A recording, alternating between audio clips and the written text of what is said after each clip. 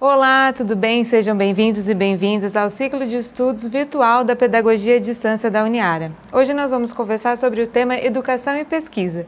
E para nos ajudar a entender um pouco mais essa temática, nós estamos aqui com a professora Luciana Giovanni, que é pedagoga, mestre e doutora em Educação e é docente do nosso mestrado profissional em Educação. Olá, professora Luciana. Olá. Seja muito bem-vinda, muito obrigada por aceitar o nosso convite. Eu é que agradeço, é uma honra estar aqui com vocês. Muito obrigada. Bom, para a gente iniciar então, para conversar um pouquinho sobre essa temática da educação e pesquisa, conta um pouquinho para a gente qual é a sua trajetória na área da pesquisa educacional.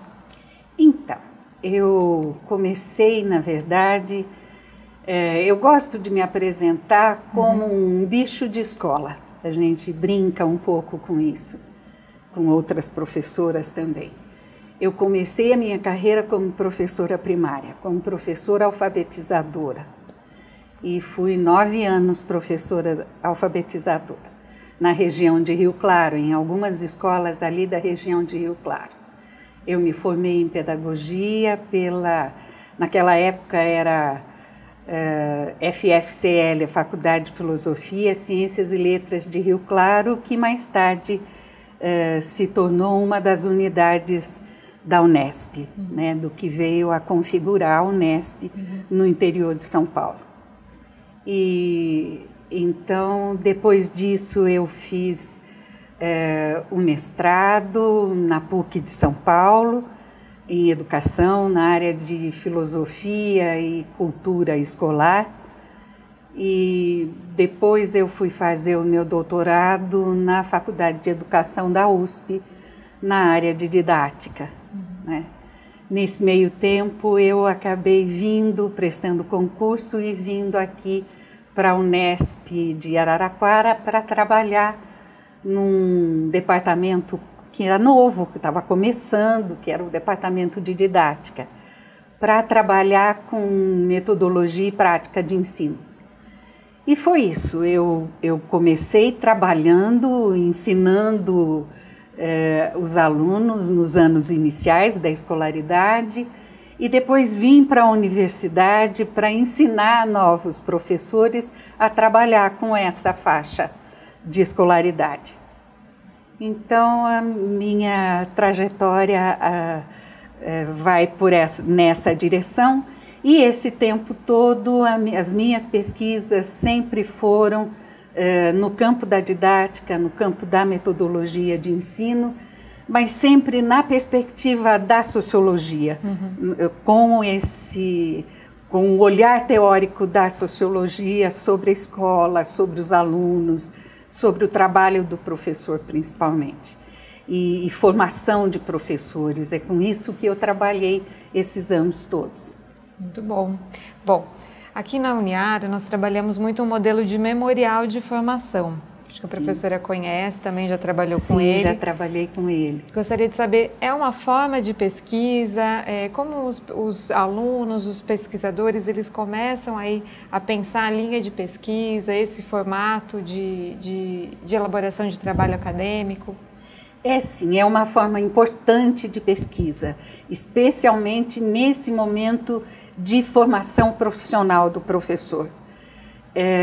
E é uma pesquisa que não é nova, ela existe há algum tempo e a gente chamava isso de memória educativa. Então, a gente fazia esses exercícios de memória com os alunos futuros das diferentes licenciaturas, né? Não só a pedagogia, mas a licenciatura em letras, em matemática, em ciências, em química, enfim. E eram exercícios em que o aluno olhava para o próprio perfil. E o memorial vem nessa esteira, nesse tipo de exercício de memória educativa. O aluno olha para o próprio percurso profissional. Ele relembra como foi o seu percurso escolar até chegar à universidade e à licenciatura que ele está fazendo, né? a ideia é que o aluno volte o olhar para esse percurso, procurando entender que fatores, que elementos contribuíram ou fizeram com que ele escolhesse essa profissão, a de ser professor, né? Então, em muitos momentos ao longo da trajetória escolar e da trajetória de formação, o aluno ele identifica razões pelas quais ele acaba se interessando pela profissão docente, né? Às vezes por experiências negativas, outras vezes por experiências positivas. Então, e isso é muito bom. E não se trata assim de... É um exercício mesmo de pesquisa, porque não se trata só de rememorar ou de lembrar para dizer, eu tive uma professora boazinha, ou eu tive uma professora muito ruim, ou muito chata, ou muito brava. Não é claro que envolve emoções, toda recordação, toda memória, ela passa pelo crivo das emoções. Mas a ideia é que o memorial é um exercício cognitivo. Ele me faça entender que percurso foi esse. Então, no memorial ele pode pensar, por exemplo, quando eu estava cursando o ensino primário, naquela época o país passava por tal situação, o sistema de ensino se organizava de determinada maneira, o currículo era esse ou era aquele, né? As apostilas ou os livros didáticos eram dessa forma. Então, eu começo a entender esse universo com o qual eu vou trabalhar depois de formada, a partir da experiência que eu vivi dentro do sistema escolar. Então, o memorial é um exercício de compreensão desse universo da educação, que é o universo com o qual o professor vai trabalhar depois, né? Então, ele é, sim, um tipo de pesquisa, e é uma pesquisa que se volta para a experiência do próprio aluno. É como se ele olhasse para si mesmo e para o seu percurso dentro do sistema escolar. Além do memorial de formação, há outros tipos de pesquisa na área educacional em que os estudantes também realizam estudos, enfim, investigam práticas e outras situações da educação? Sim, há muitos outros tipos de pesquisa e as diferentes disciplinas do currículo de formação acabam lidando com essas disciplinas, às vezes trazendo para dentro das disciplinas exemplos de pesquisas, às vezes fazendo exercícios de pesquisa mesmo, com o aluno indo para a rede de ensino, pesquisando alunos, pesquisando o conteúdo ministrado, pesquisando práticas de professores. Então, às vezes isso acontece dentro do próprio curso de formação, e isso é muito bom. E há diferentes formas de fazer pesquisa. As pesquisas a gente costuma dizer assim, não dá para ficar preocupado em pôr a pesquisa numa caixinha, dizendo, olha, essa é uma pesquisa qualitativa, essa é uma pesquisa diagnóstica, essa é uma pesquisa, esse é um estudo de caso, aquele é uma intervenção, ação, uma pesquisa-ação. Acho que mais do que procurar encaixar a pesquisa num parâmetro muito bem definido, as pesquisas também podem ser definidas pelos seus objetivos. Então, o meu objetivo é conhecer comportamento de alunos no momento em que eles entram para a escolaridade, para o ensino fundamental. Então, eu vou procurar entender aqueles meninos que estão chegando, Então, vou acompanhar um grupo de alunos. Então, esse objetivo define a pesquisa. Ou a pesquisa pode ser definida pela metodologia que ela usa. Então, eu posso fazer uma pesquisa por meio de análise de documentos. Então, eu vou investigar e vou analisar diários de classes de professoras de primeiro ano. Então, eu vou tentar entender o mesmo universo de início da escolarização por meio de um documento que é organizado, em geral, é organizado pelas professoras, por quase todas as professoras. Então, eu posso coletar alguns diários, né, empresto das professoras, com a autorização delas, e faço análise. Então, é uma pesquisa, é uma análise documental. Então, ou eu posso fazer até observação de sala de aula. Então, isso também é uma outra forma de definir a pesquisa. Então, ou eu defino pelos objetivos, ou pela metodologia, enfim, há muitas formas de fazer pesquisa. Então, eu posso fazer isso. Todas eu tenho que ter muito rigor, eu tenho que ter esse comportamento de pesquisa, que é o comportamento científico, que é o rigor científico necessário. Mas eu posso fazer isso num nível de iniciação à pesquisa, é aquele jovem pesquisador que está iniciando o aprendizado desse ofício de pesquisador, que vai ser para sempre o ofício do professor. O professor é um pesquisador dentro da sala de aula, né? Ele olha para os seus alunos e percebe que alguns aprenderam e outros não. E ele vai tentar investigar o que é que está acontecendo, né? Onde é que ele acerta, onde é que é preciso retomar, recomeçar, encontrar outras formas de ensinar, enfim. Esse é um trabalho que também compete ao professor, né? E, claro, você tem níveis de aprofundamento das pesquisas, mas na sala de aula, é possível fazer até pequenos experimentos. E aí, o que é um divisor de águas para o professor, que a gente diz assim, este é um professor que está no caminho certo. Ele vai dar conta do trabalho dele e ele vai ser um professor bem-sucedido. Esse divisor de águas, eu diria, essa avaliação de desempenho pelo próprio professor. Ele põe no trabalho dele esse olhar de pesquisador, né? Esse olhar de cientista para a própria prática. A reflexão sobre a prática, né? Exatamente. Na verdade, professora, essas questões todas, né? Acho que a importância desse olhar de pesquisador, ele vai muito além, né? Nesse sentido que a professora está contando, porque nós, o tempo todo, temos que refletir sobre as nossas práticas, né? O tempo todo a gente tem que...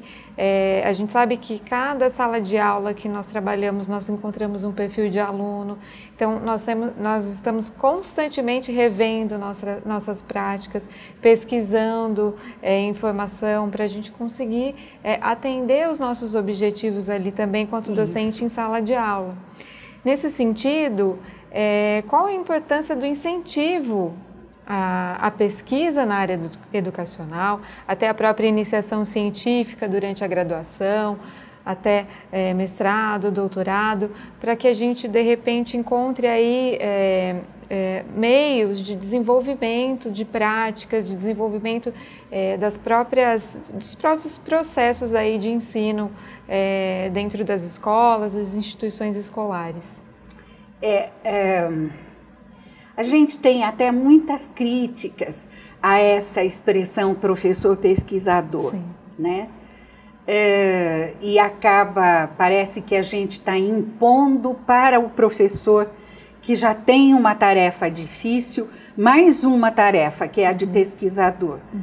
Mas eu diria que não se trata disso, né? Se trata de aprender desde a graduação a ter esse olhar de pesquisador, esse olhar de investigação para o que está acontecendo à minha volta, para aquele temática com a qual eu vou trabalhar, para a disciplina com a qual eu vou trabalhar, para os meus alunos, para o comportamento daqueles alunos, para o entorno da escola e onde vivem os alunos, esse olhar atento, né, de investigação, de perceber os sinais que podem ajudar o professor a trazer vida para as aulas dele, né?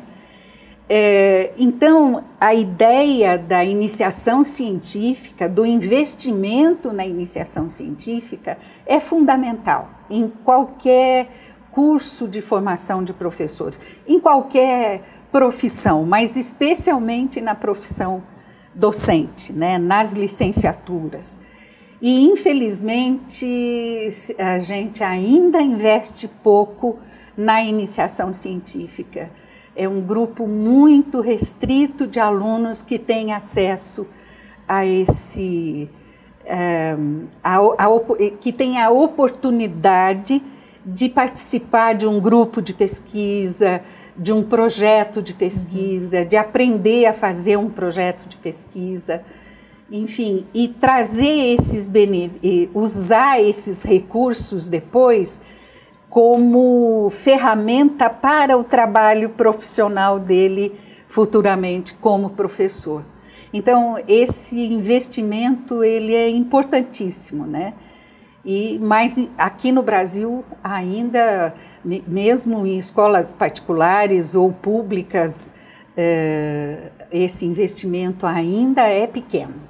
Eu diria que falta muito ainda para a gente atingir uma boa parcela desse alunado que está se preparando para assumir as escolas e as salas de aula do ensino básico, né? Do ensino fundamental, do ensino médio e da educação infantil. Professora, para finalizarmos, quais seriam então algumas dicas, sugestões, orientações para quem está iniciando a trajetória como pesquisador na área educacional, já que a professora tem uma grande experiência, é referência na área.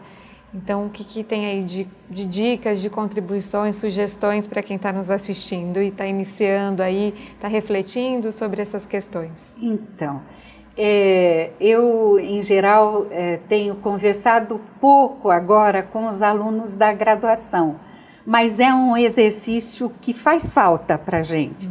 Eu, durante muitos anos, trabalhei com graduação.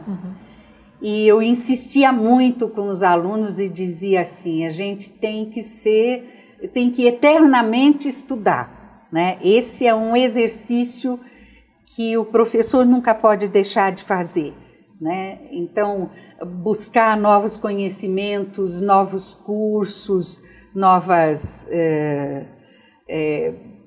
formações.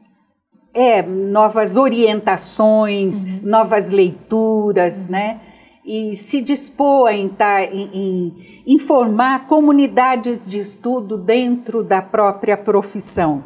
E, às vezes, dentro da própria licenciatura, formar grupos, né? Que estudem, alunos que estudem juntos, que ganhem essa familiaridade com os textos, como eu faço para tomar nota, para guardar, para aquilo começar a fazer parte desse acervo de conhecimentos que eu tenho que ter para ser um bom professor.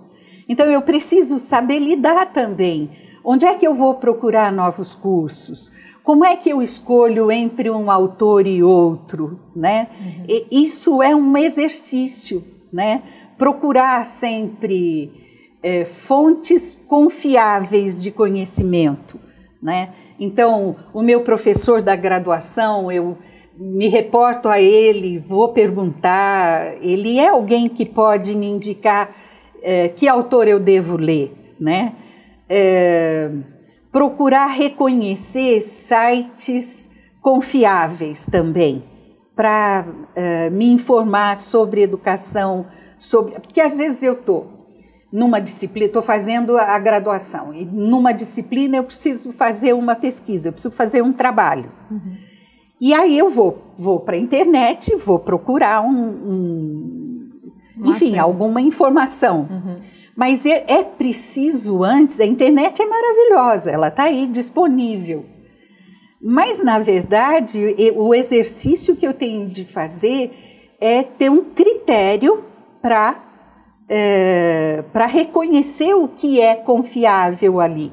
Né? Não posso procurar isso em blogs, eu não posso procurar isso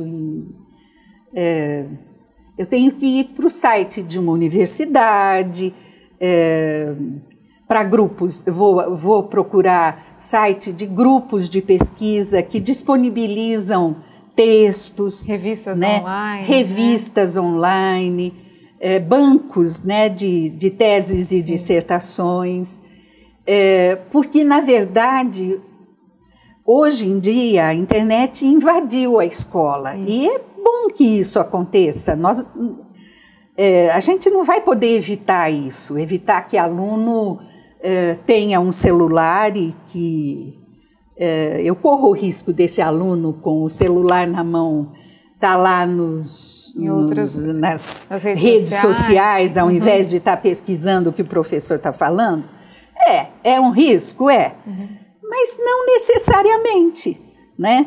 Porque eu mesmo, muitas vezes, dando aula, eu esqueço, eu falo, sabe, tem um texto de um autor, o texto, o título, não estou lembrando o nome do autor, mas o título é esse. Dali a pouquinho um levantou e falou, professora, é esse texto? Ele foi procurar e achou. Sim. Né? Então, ele é uma ferramenta que ajuda o professor. Mas se essa ferramenta está invadindo a escola, é preciso que o professor saiba usar, saiba reconhecer o que é confiável para ensinar isso para os alunos. Né? Então, isso é algo algo para o que o professor tem que se preparar. Né? Ele vai se deparar com esse problema, não é um problema, mas essa realidade na sala de aula. E usar isso a favor dele, não contra ele. Isso. Né? Porque o professor vai ser um mediador dessas práticas, né? Então ele precisa conhecer as fontes seguras, ele precisa mediar essa situação toda, ainda mais nessa era de fake news, em que a gente sabe que tem muita informação que não é verdadeira, então o professor tem que reconhecer e de alguma forma auxiliar em sala de aula, e também precisa reconhecer para as próprias pesquisas, né, professor? Saber quais são os periódicos que podem ajudar, quais são esses acervos que a gente tem hoje online, que nos ajudam tanto, não é verdade? Que a gente também pode auxiliar nas nossas práticas de pesquisa e também no nosso trabalho lá em sala de aula, né? É isso. Tem um autor muito conhecido, já falecido, é um linguista famoso chamado Humberto Eco. E o professor Humberto Eco tem um texto disponível também na internet, os alunos podem acessar a hora que quiserem, e o texto se chama "E você, professor, serve para quê?". E esse texto do Humberto Eco é uma resposta dele a um episódio ou que ele presenciou, que contaram para ele de um aluno que interpelou um professor dizendo: professor, em época de internet, que é a mãe de todas as enciclopédias, o senhor sabe tão pouco, o senhor serve para quê?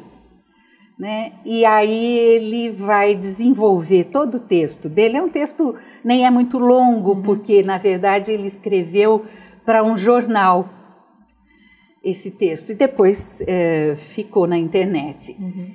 E nesse texto ele fala, bom, esse aluno disse só uma meia verdade, né? De fato a internet existe, está aí, com todas as informações que você quiser acessar.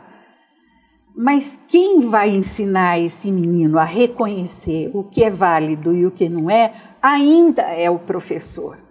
E é na escola que você faz esse exercício, de pegar várias versões, comparar, tirar conclusões, né? Fazer sínteses que sirvam para a sua vida, né? Trabalhar com valores, porque às vezes o critério é um critério de valor, né? O que é bom, né, para as pessoas, o que é bom para a humanidade, o que é bom para o meio ambiente, né? O que é que não fere o outro, são critérios, são direitos humanos, então ainda é a escola que trabalha com isso, né? Então eu deixo essa sugestão para ler esse texto do professor Humberto Eco, vale a pena. Nós vamos compartilhar então. Professora Luciana, muito obrigada. Foi um prazer. Agradeço. Eu ficaria aqui horas e horas ouvindo. Muito obrigada. Foi muito gratificante. Acho que uma contribuição muito grande para o nosso ciclo. Mais uma vez, muitíssimo obrigada pela participação. Eu que agradeço por estar aqui e pelo convite. Obrigada. Bom, pessoal, espero que vocês tenham aproveitado a entrevista de hoje. Um abraço, então, e até a próxima.